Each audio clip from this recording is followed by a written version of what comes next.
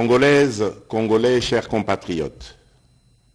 la date historique du 30 juin 1960, profondément ancrée dans nos cœurs,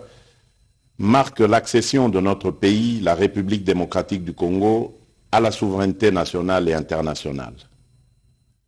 Aujourd'hui encore, 63 ans plus tard, nous célébrons avec grande fierté cet événement, non seulement pour honorer la lutte de notre liberté et de notre indépendance menée avec courage et détermination par les pères fondateurs de notre nation,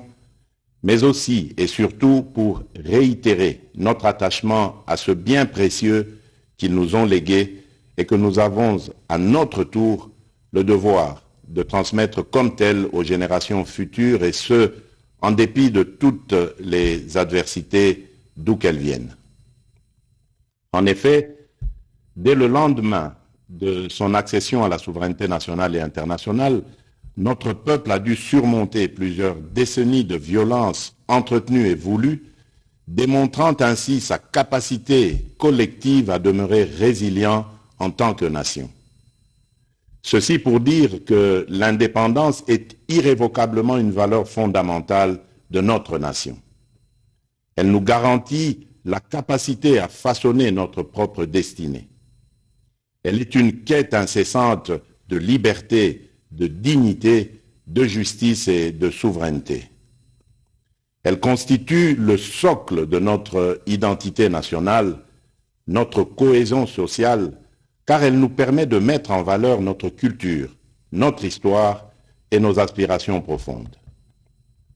Il est vrai que cette année, la célébration de notre indépendance est teintée de tristesse car notre intégrité territoriale est menacée par une force d'occupation étrangère. Certains de nos compatriotes en ce moment précis à l'Est ne peuvent pas jouir de cette liberté que nous célébrons parce que victimes de l'oppression des agresseurs. Je tiens à leur exprimer toute notre compassion et à les assurer de notre détermination à œuvrer sans relâche pour leur libération certaine. C'est la raison pour laquelle nous ne cesserons de rendre un hommage mérité à nos pères de l'indépendance, dont la vision lumineuse et la lutte nous ont permis de devenir et de rester, depuis 63 ans, un peuple libre, en dépit de toutes ces adversités. Mes chers compatriotes, au défi permanent de la préservation de la liberté chèrement acquise, nous devons inlassablement associer celui de la poursuite de la noble et grandiose œuvre qu'est la bataille pour le développement économique et social de notre pays,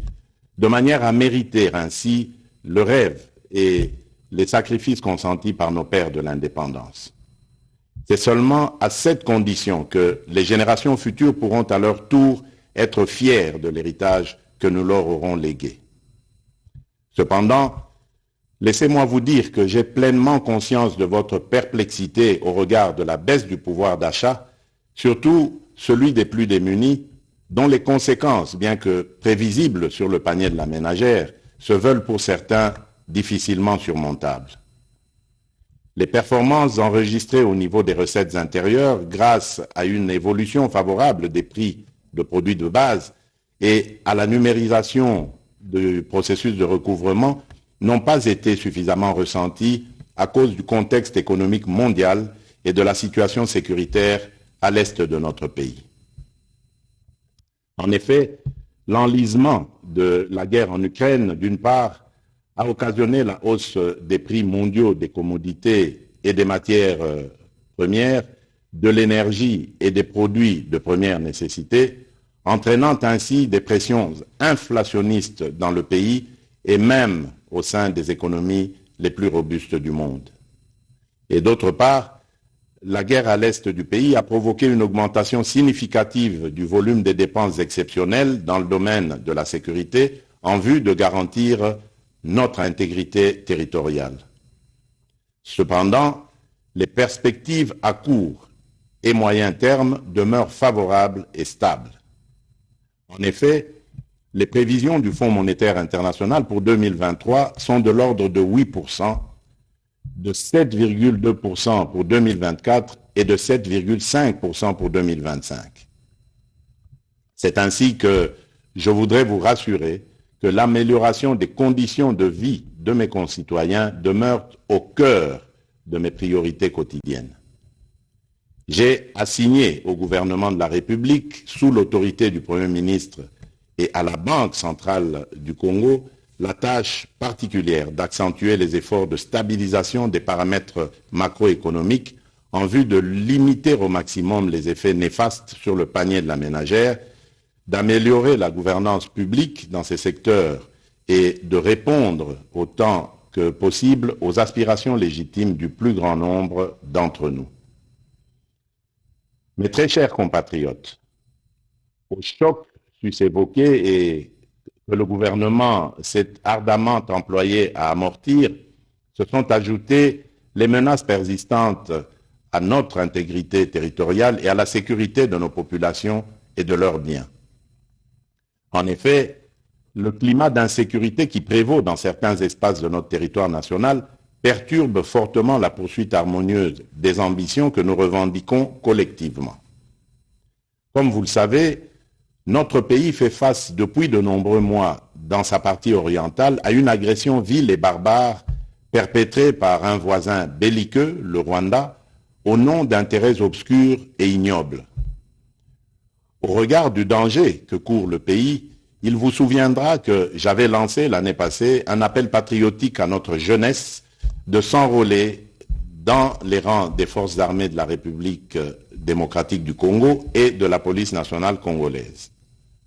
Quelques mois après cet appel, nous avons été heureux de voir plusieurs dizaines de milliers de jeunes compatriotes y répondre favorablement. Ceux-ci comptent déjà parmi les renforts à l'effort de guerre livré par nos forces de défense et de sécurité, et nombreux se pressent chaque jour davantage auprès des centres de recrutement prévus à cet effet. À cette occasion, je salue la bravoure de notre peuple qui, meurtri dans sa chair, ne se résigne pas pour autant et ne cesse de défendre avec une énergie inouïe l'intégrité de notre territoire. Je salue également les forces de défense et de sécurité qui s'emploient sans ménagement à mettre l'ennemi hors d'état de nuire en vue de permettre un retour rapide de la paix et de la stabilité indispensable pour jusqu'à la victoire finale. Telle est et sera notre mission. Maintenant que se confirme la montée en puissance de nos forces de défense et de sécurité, j'encourage une fois de plus le gouvernement de la République de continuer à maintenir cet effort pour que toute aventure belliqueuse sur la terre de nos ancêtres soit suicidaire pour quiconque la tenterait. C'est ici l'occasion